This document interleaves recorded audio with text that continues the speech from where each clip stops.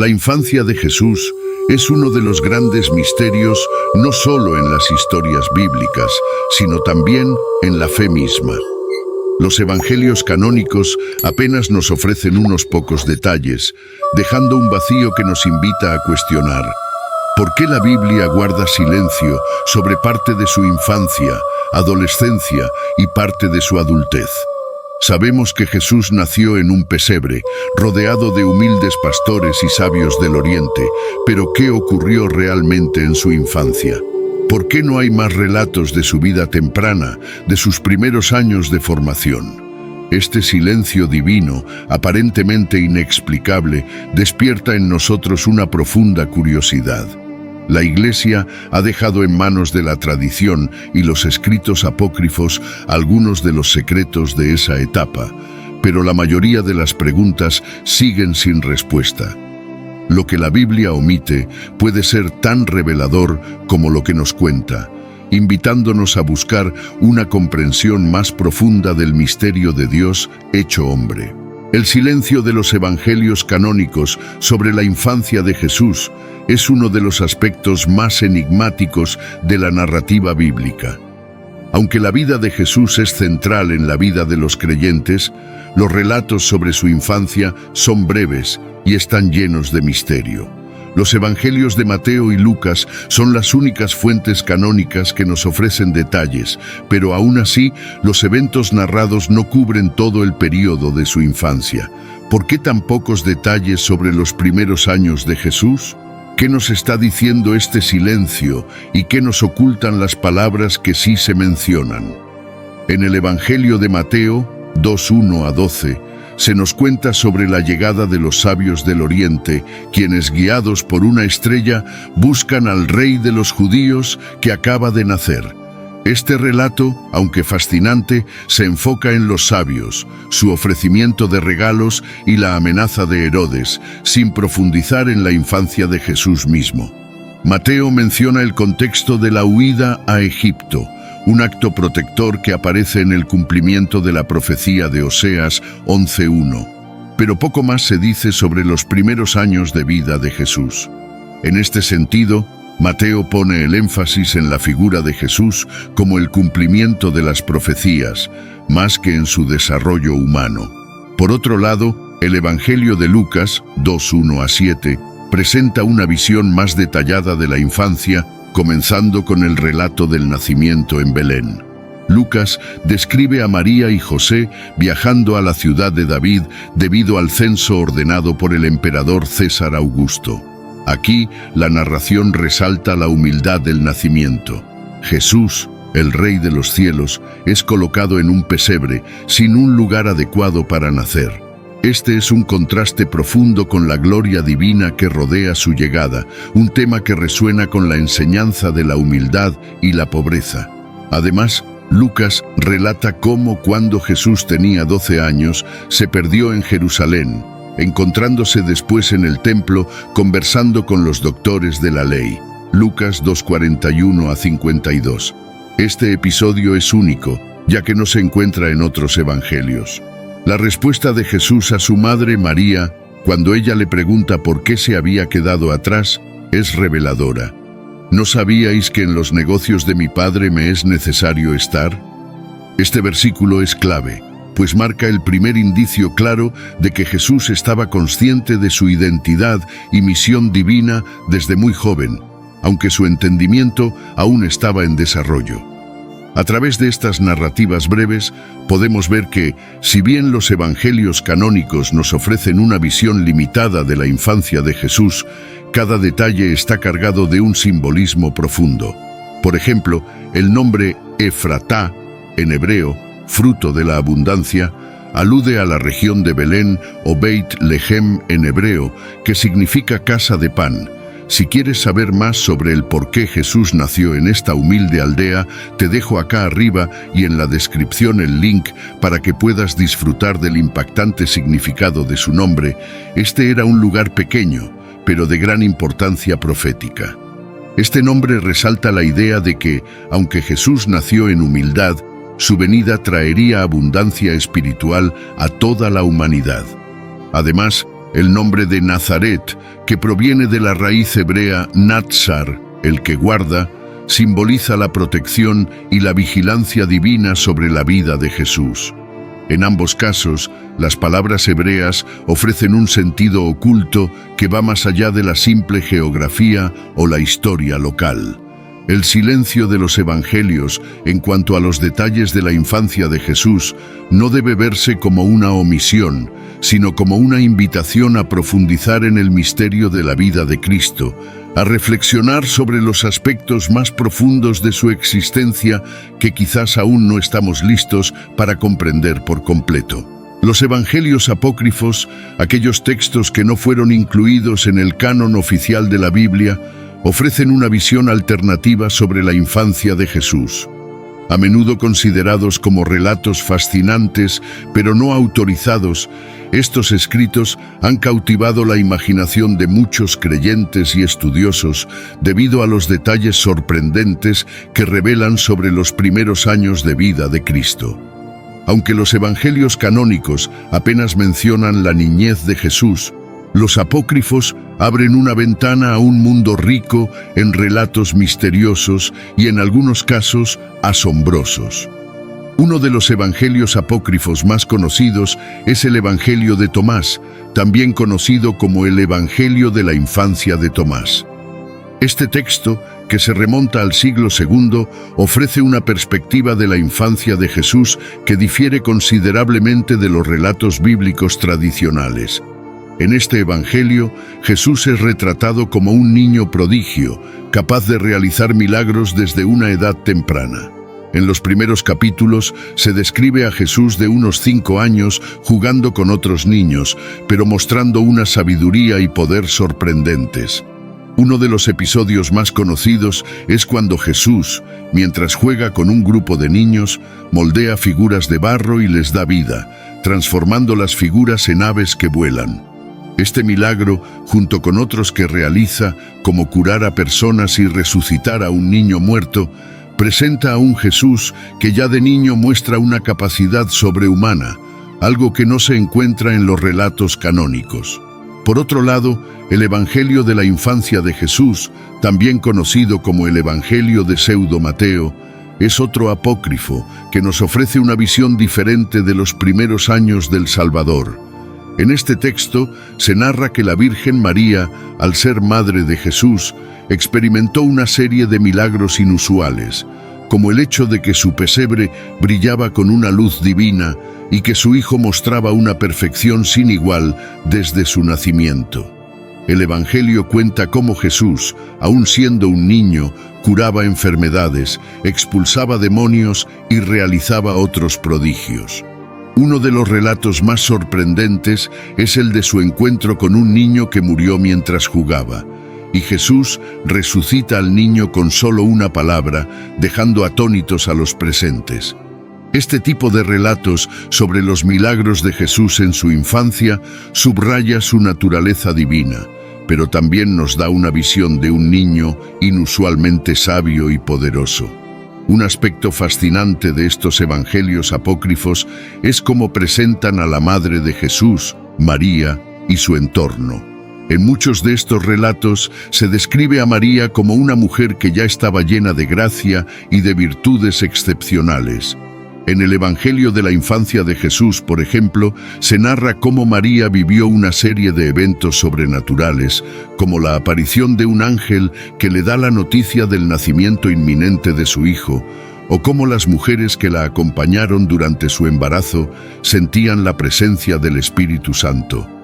Estos detalles no solo enriquecen la figura de María, sino que también subrayan el carácter divino de la concepción de Jesús. La narrativa que encontramos en los evangelios apócrifos ofrece una imagen de la infancia de Jesús mucho más extraordinaria que la de los relatos canónicos. Si bien estos escritos no son considerados como parte de la revelación oficial de la Iglesia, nos dan una visión fascinante de cómo los primeros cristianos intentaron comprender y embellecer la vida de Jesús en sus primeros años. Aunque no estén en la Biblia oficial, Los relatos apócrifos continúan alimentando la curiosidad y la reflexión sobre los misterios ocultos de la vida de Cristo. La historia de los sabios del Oriente es una de las más fascinantes y misteriosas en los relatos del nacimiento de Jesús. Si quieres más información al respecto, también te dejamos el video sobre los sabios, continuando según el Evangelio de Mateo 2:1-12. Unos sabios provenientes de Oriente llegaron a Jerusalén siguiendo una estrella que señalaba el nacimiento de un rey. Su visita a Jesús, un niño nacido en circunstancias humildes en Belén, deja muchas preguntas sin respuesta. ¿Qué sabían realmente estos sabios?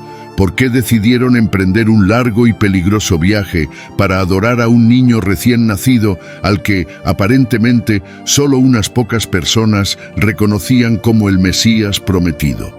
La historia de los sabios está llena de secretos ocultos que han despertado la curiosidad de los creyentes y los estudiosos durante siglos.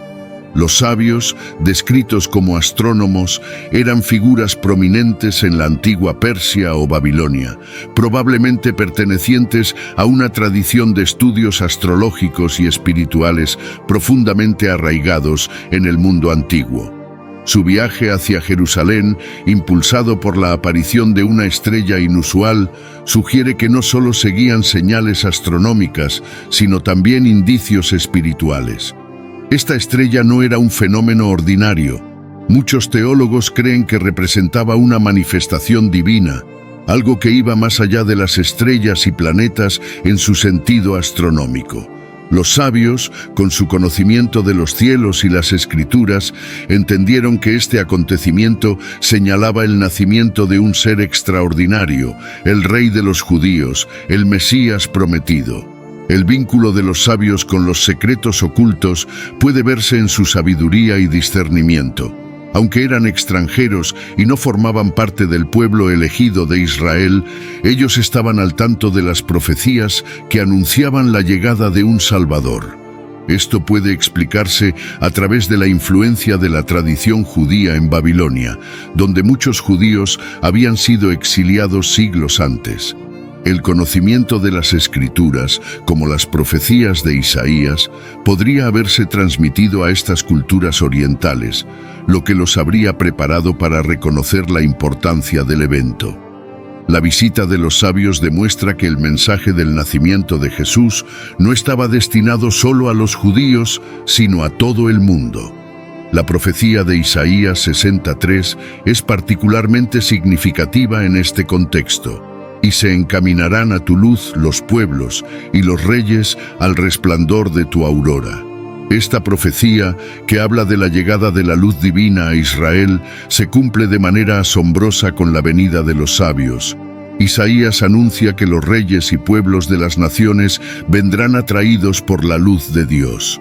Los sabios, como representantes de esas naciones extranjeras, no solo seguían una estrella, sino que, en un sentido más profundo, estaban respondiendo al llamado de la luz que ilumina a todo el mundo.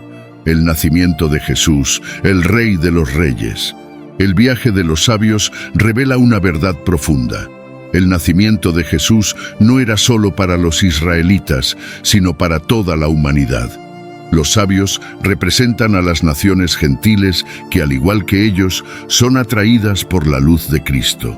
Ellos no solo fueron testigos del nacimiento de un niño, sino de la llegada de una nueva era, de la manifestación del amor y la salvación de Dios a todos los pueblos. La visita de los sabios también nos invita a reflexionar sobre nuestra propia respuesta ante la luz de Cristo. Al igual que los sabios, estamos llamados a reconocer la importancia de la presencia divina en nuestra vida y a seguir esa luz, no importa cuán lejos o incierto sea el camino. ¿Estamos dispuestos a dejar todo atrás para encontrar al Salvador, tal como lo hicieron los sabios? La historia nos desafía a buscar lo que es verdaderamente valioso, a reconocer a Cristo en medio de las circunstancias más humildes y a compartir esa luz con el mundo. Los primeros milagros de Jesús, según los textos apócrifos, presentan una figura de niño prodigioso cuyas acciones iban más allá de lo común. Estos relatos, aunque no forman parte del canon bíblico, ofrecen una visión fascinante sobre la identidad divina de Jesús desde su infancia.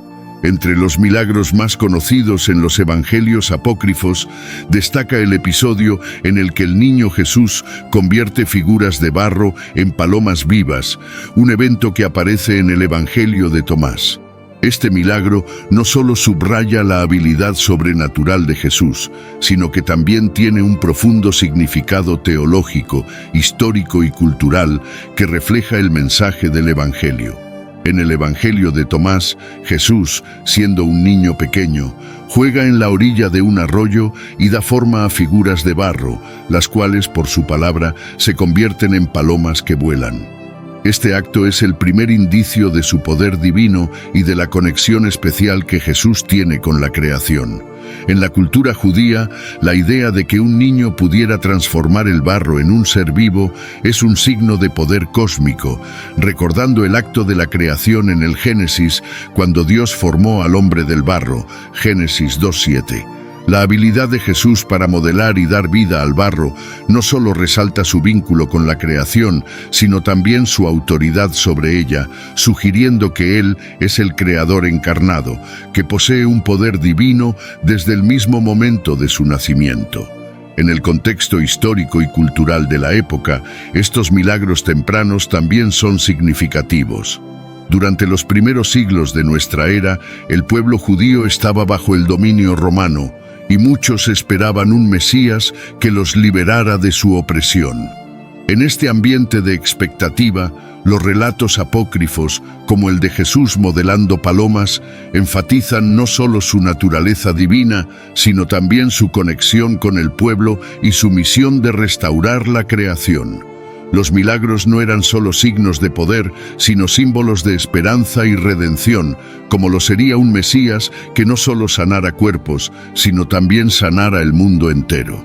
Estos relatos reflejan una creencia en un poder divino que es capaz de restaurar la perfección original de la creación, algo que resonaría profundamente con los judíos que esperaban un Salvador que restaurara la paz y la justicia en la tierra.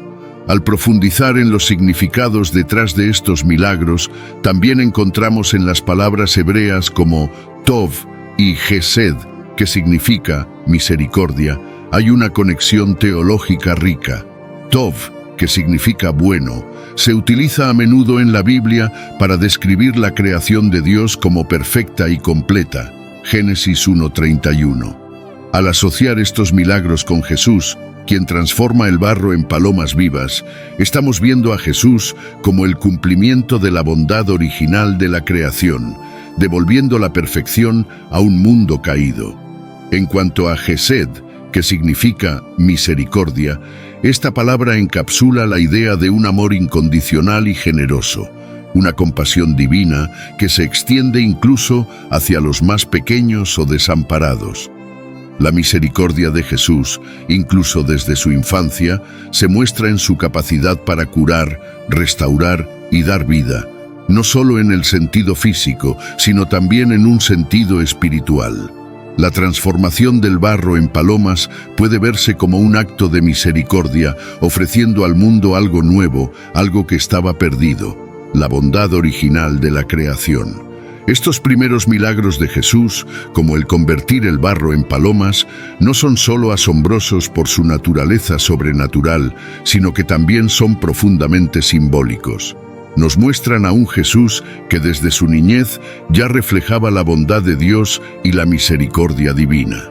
En el contexto histórico y cultural del pueblo judío, estos milagros reflejaban una promesa de restauración y de un amor que no solo abarca a las personas, sino que se extiende a toda la creación. Jesús, incluso de niño, se muestra como el medio a través del cual el amor y la bondad de Dios se extienden a todo lo creado, revelando su misión redentora. La huida de Jesús y su familia a Egipto es uno de los episodios menos comentados, pero profundamente significativos en la vida temprana de Jesús, narrado en el Evangelio de Mateo 2:13-15. Después de que el rey Herodes, temeroso de la amenaza que representaba el rey de los judíos recién nacido, ordenara la matanza de los inocentes, un ángel del Señor se le apareció a José en un sueño, advirtiéndole que tomara a María y al niño y huyera a Egipto.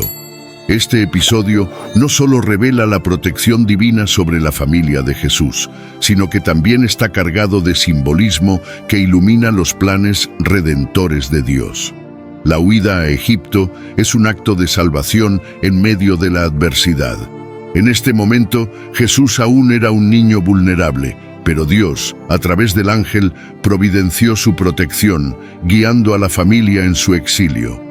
El hecho de que José y María obedecieran la advertencia y huyeran a un país extranjero subraya un principio fundamental de la fe, la obediencia a la dirección divina, incluso cuando el camino no es claro.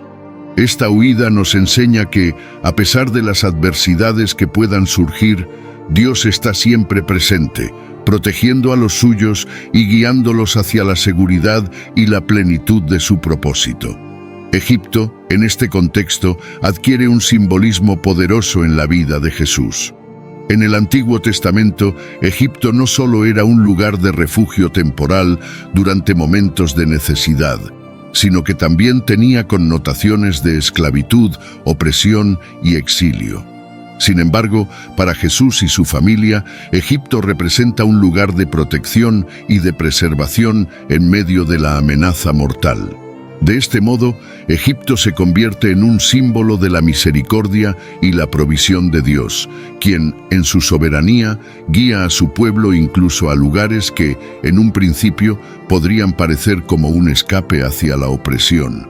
El viaje a Egipto recuerda que Dios puede usar lo inesperado para cumplir sus propósitos redentores. Además, Egipto es una parte crucial en la historia de Israel, ya que fue en Egipto donde los israelitas, inicialmente en busca de refugio, terminaron esclavizados durante generaciones. No obstante, el exilio a Egipto y la posterior liberación bajo Moisés se convierten en un acto de redención en la historia de Israel.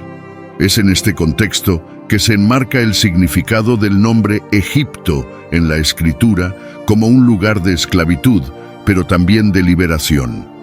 A través del Éxodo, Egipto pasó de ser un símbolo de opresión a un símbolo de la intervención divina para liberar a su pueblo de la esclavitud. Esta dualidad resalta cómo los lugares y eventos que parecen representar sufrimiento y peligro bajo la dirección de Dios pueden convertirse en medios de liberación y de cumplimiento de su plan divino. En el caso de la huida a Egipto, el simbolismo es aún más profundo, pues muestra que Jesús, el Mesías, quien vino a liberar a la humanidad del pecado, comienza su vida en un contexto que apunta a la historia de la liberación de Israel. De alguna manera, la huida a Egipto prefigura el futuro ministerio de Jesús como el liberador, quien, al igual que Moisés, vendría a liberar a su pueblo, pero en un sentido más profundo y universal, no solo de la opresión política, sino de la esclavitud del pecado. El regreso de Jesús desde Egipto, después de la muerte de Herodes, también puede verse como una nueva salida o éxodo que apunta a la redención final que él traería. La huida a Egipto y el regreso de allí no solo marcan un momento de protección, sino también el cumplimiento de las Escrituras, como lo indica Mateo al citar la profecía de Oseas 11:1. De Egipto llamé a mi hijo. Así, Egipto, lejos de ser solo un refugio temporal, es un punto de conexión entre el pasado de Israel, la liberación de la esclavitud y la obra redentora que Jesús realizaría en la cruz. El misterio de los padres de Jesús, María y José, ha sido objeto de reflexión a lo largo de los siglos.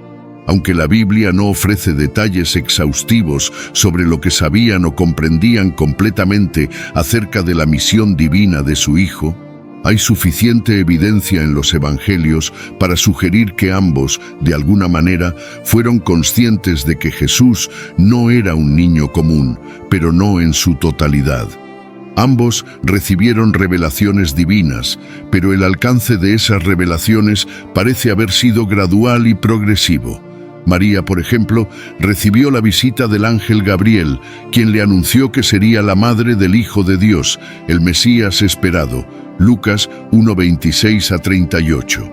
A pesar de la increíble naturaleza de este mensaje, su respuesta fue una actitud de humildad y obediencia, algo que caracteriza su vida.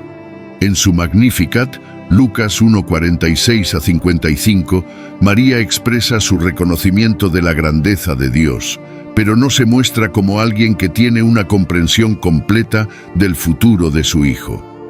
En el Evangelio de Lucas se nos dice que María guardaba todas estas cosas, meditándolas en su corazón.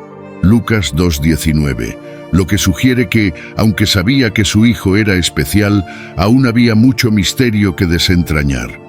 Su fe y obediencia a lo largo de la vida de Jesús reflejan una profunda confianza en los planes divinos, aunque tal vez sin entender completamente el sacrificio y la misión redentora de su Hijo. José, por su parte, también recibió revelaciones divinas a través de sueños. El ángel del Señor le explicó que no debía temer tomar a María como su esposa, pues el niño que llevaba en su vientre era concebido por el Espíritu Santo. Mateo 1:20-21. En este acto de obediencia, José demostró una fe profunda en el plan de Dios, aceptando su rol como protector y padre terrenal de Jesús. Aunque su comprensión de la misión de Jesús parece haber sido más limitada que la de María, su fidelidad a la ley y a las instrucciones divinas era clara. En su caso, la justicia y la obediencia eran fundamentales, como lo subraya la Escritura al decir que José era un hombre justo. Mateo 1:19. Esta justicia no era solo el cumplimiento de la ley, sino una disposición a hacer lo que Dios le pedía, incluso cuando no entendía completamente las implicaciones de sus decisiones. El concepto de justicia en los textos hebreos y griegos está vinculado al cumplimiento de la voluntad de Dios.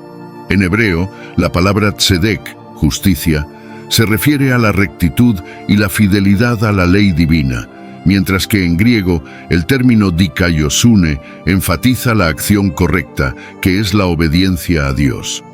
Ambos conceptos resuenan en las figuras de María y José, quienes demostraron obediencia fiel a Dios, aunque los detalles de la misión de Jesús permanecieran en gran parte ocultos para ellos.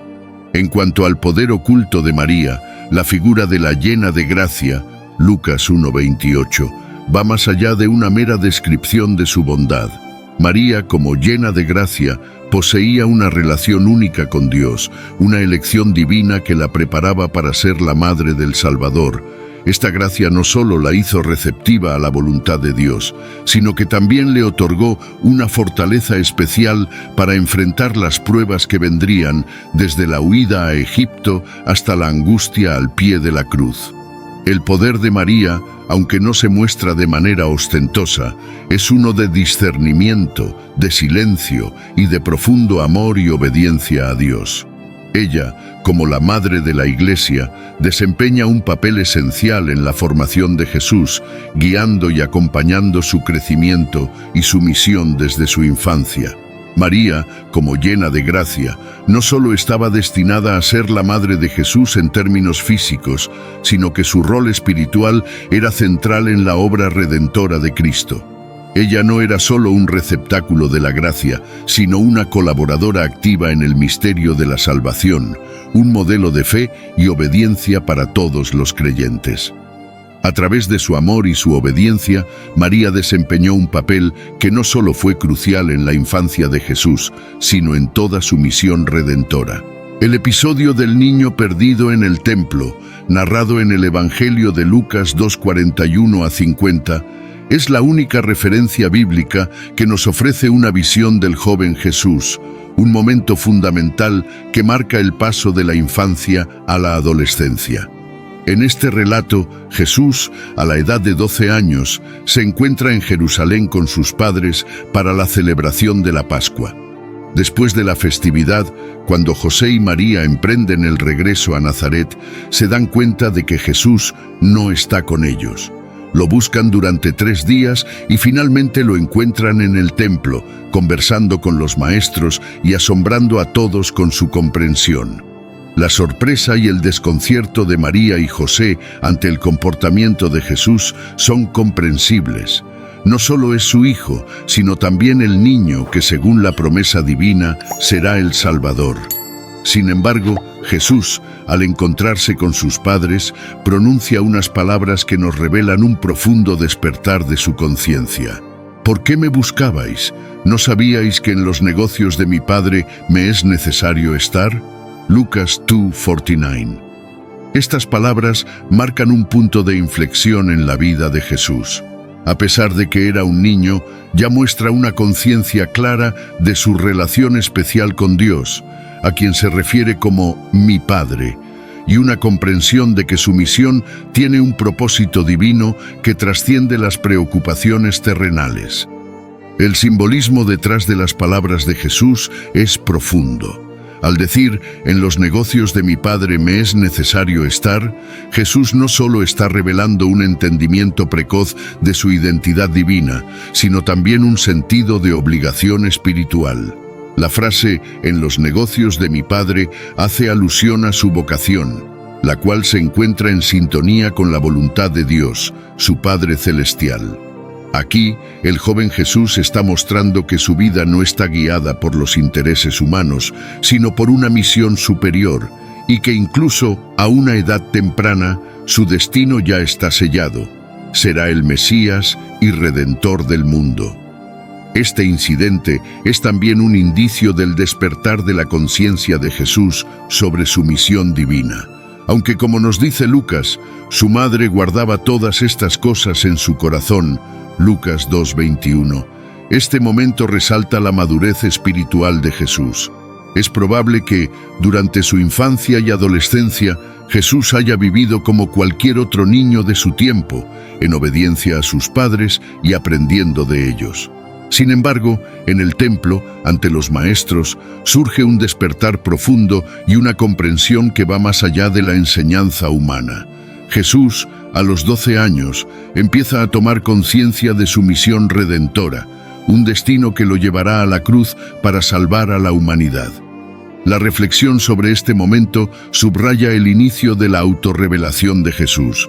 A través de este episodio podemos entender que Jesús, aunque completamente divino, vivió su vida terrenal en un proceso gradual de descubrimiento de su misión. Su respuesta a sus padres no es una simple afirmación de rebeldía juvenil, sino un profundo recordatorio de su identidad celestial y de su llamado divino.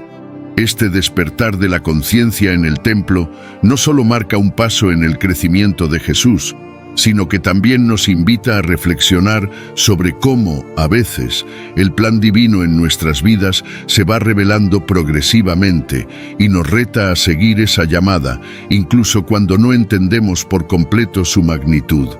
En este relato, Jesús nos muestra que la vida del creyente no es solo un viaje físico, sino también un proceso espiritual en el que descubrimos y nos alineamos con la voluntad divina. Como Él, estamos llamados a reconocer que nuestra misión, aunque puede estar oculta por un tiempo, tiene un propósito más grande que nosotros mismos y se encuentra en los negocios de nuestro Padre. La infancia de Jesús es un periodo misterioso, en gran parte silenciado por los evangelios canónicos. Las Escrituras nos proporcionan muy pocos detalles sobre los primeros años de su vida, dejando mucho a la imaginación y a la reflexión.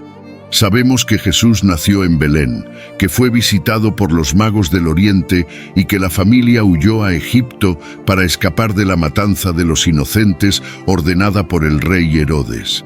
Pero más allá de estos eventos clave, las Escrituras son casi herméticas en cuanto a lo que ocurrió en esos primeros años.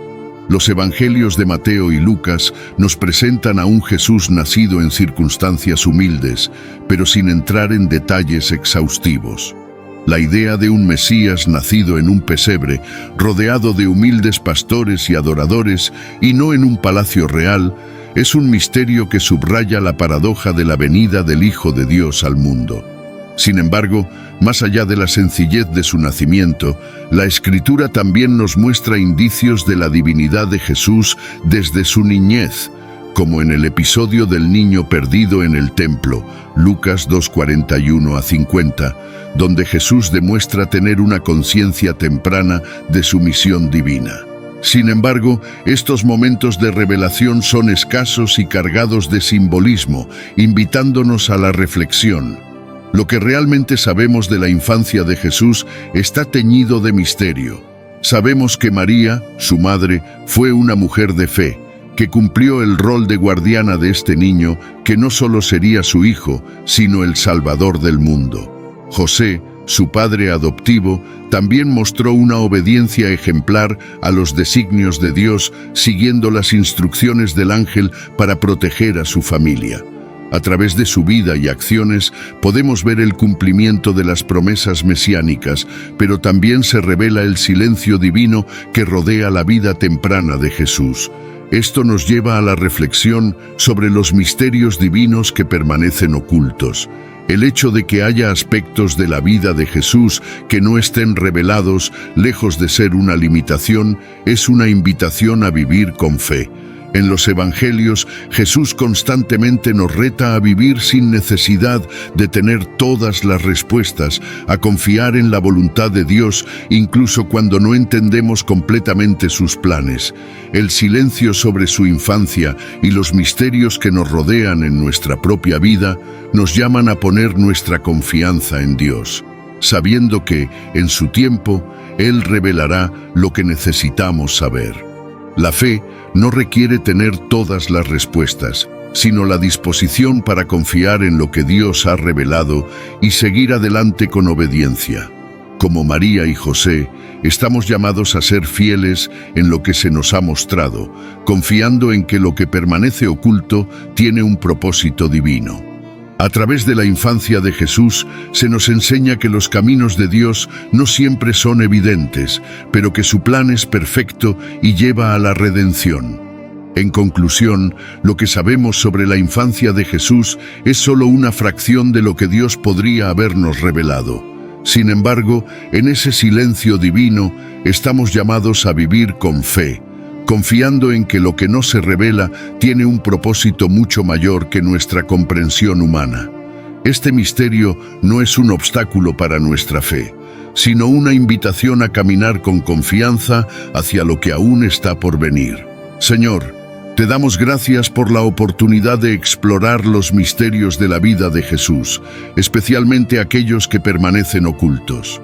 Te pedimos con humildad que nos des sabiduría divina para comprender lo que tú has revelado y la paz para aceptar lo que permanece en silencio. Ayúdanos a reconocer que, aunque algunos secretos permanecen en tus manos, tu plan es perfecto y se lleva a cabo en cada paso que damos. Danos el entendimiento para ver tu obra en nuestras vidas y la fe para caminar confiados en tus promesas. Que nuestra mirada no se enfoque en lo que no entendemos, sino en lo que ya has hecho y seguirás haciendo. Te pedimos, Señor, que fortalezca nuestra fe, nuestra humildad y nuestro amor. Que sigamos el ejemplo de Jesús, quien siendo Dios se hizo hombre, viviendo en sencillez, obediencia y servicio. Que como Él aprendamos a vivir con humildad, sin exigir respuestas inmediatas, sino confiando en ti. Que nuestro amor por ti y por los demás sea el reflejo de tu misericordia y bondad, y que en cada acción, por pequeña que sea, podamos mostrar tu presencia en el mundo. Te damos gracias, Señor, porque sabemos que, aunque no entendemos todo, tú eres fiel y tu amor nunca nos abandona. En el nombre de Jesús, amén. La vida del creyente se fundamenta en la fe, la humildad y el amor. Estos tres pilares son esenciales para vivir conforme al corazón de Dios. La fe nos permite confiar en lo que no vemos, sabiendo que los planes de Dios son siempre mejores que los nuestros. La humildad nos enseña a reconocer que no tenemos todas las respuestas, pero que en nuestra debilidad Él se manifiesta con su poder. Y el amor, finalmente, es el motor que mueve todo lo que hacemos, porque Dios es amor. 1 Juan 4:8. Vivir con estos valores no solo nos acerca a Jesús, sino que también nos permite reflejar su luz y verdad en un mundo que necesita desesperadamente de su salvación. Si este contenido fue valioso para ti, te pido que me apoyes con tu suscripción para que no te pierdas ninguno de nuestros próximos videos. Si te sorprendió la temática de este video, imagina el video que aparece en la pantalla. Haz clic en él y descubre lo que la Biblia dice sobre el significado oculto de la palabra Belén. ¿Por qué Jesús nació en esta aldea de Judea? Comparte este video con familiares y amigos. Esto ayuda a que el video llegue a más personas. Juntos podemos iluminar más mentes y expandir nuestro entendimiento. Te esperamos. Gracias por acompañarnos y que Dios los bendiga.